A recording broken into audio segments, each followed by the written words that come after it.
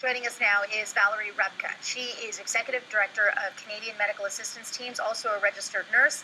She's getting ready to take a team to the Philippines to help in this relief efforts. Valerie joins us live from Mississauga, Ontario. So what is your team packing up to send to the Philippines? Well, our first team is going to be deploying in the next 24 to 48 hours, and that's actually the assessment team.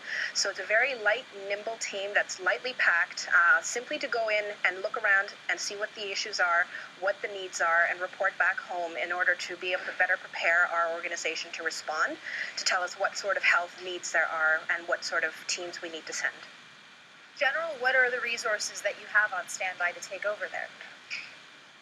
We have several fully inflatable field hospitals with operating room capabilities as well as primary care capabilities. We have a database of over 1,000 medical professionals from across the country that are entirely volunteer. They self-fund. In other words, they pay their own way to get to the disaster zone. They pay their own airfare. And we encourage fundraising through our website as well to offset their costs. We are already hearing, the disaster zone is exactly that, and it's difficult to get to some of the locations where people need help the most. How do you work with that? We do the best that we can. CMAT is definitely a partner with the United Nations, and we are planning on participating in the health cluster meetings through the Office of the Coordination of Humanitarian Affairs. And through that health cluster briefings, they will be able to help guide our way into the different zones, and whether we can partner with military services or find our own private transportation. It will all depend on what happens. When we get our boots on the ground, that'll completely change the story and tell us how we're going to function down there. And what sort of challenges do you have to prepare for once you're there? All sorts of challenges. I mean, having all sorts of different types of medical problems that we're going to be facing, the overwhelming need from the people. They're hungry, they're thirsty, they have no shelter. Just the overwhelming need is going to be something that we have to deal with. And knowing that, we also need to deal with their medical crises. So at the present time, the issues aren't necessarily traumatic injuries such as broken bones like there would be in an earthquake.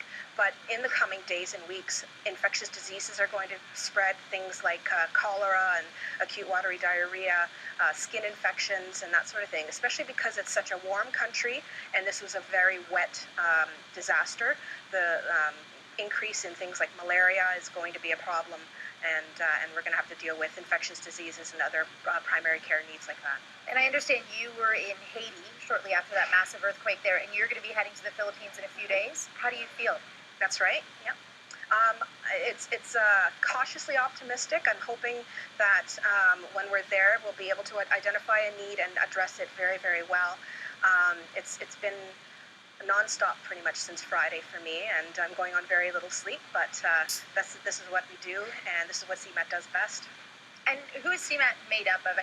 You're a registered nurse, and you mentioned people who are paying their own way to get to these disaster zones. That's right. How did you get involved? So I actually got involved just after the tsunami in 2004, 2005 in Indonesia, and I've actually been part of the organization since then. I've responded to the earthquake in Pakistan in 2005. I was their field medical director for 3 months there. We also had responses in Bangladesh in 2007 after the catastrophic flooding there. We responded to the Sichuan earthquake in China as well as in Japan, and to the flooding in Pakistan in 2010. So we've sent teams all over the world and have provided medical relief to countless tens of thousands of people, and delivered so many babies that we can't even count now. That's the joy of this. Well, I'm sure people around the world appreciate your work. Valerie, thank you for speaking with us. Good luck. Thank you for having me. That is Valerie Repka, Executive Director of Canadian Medical Assistance Teams, joining us live from Mississauga, Ontario.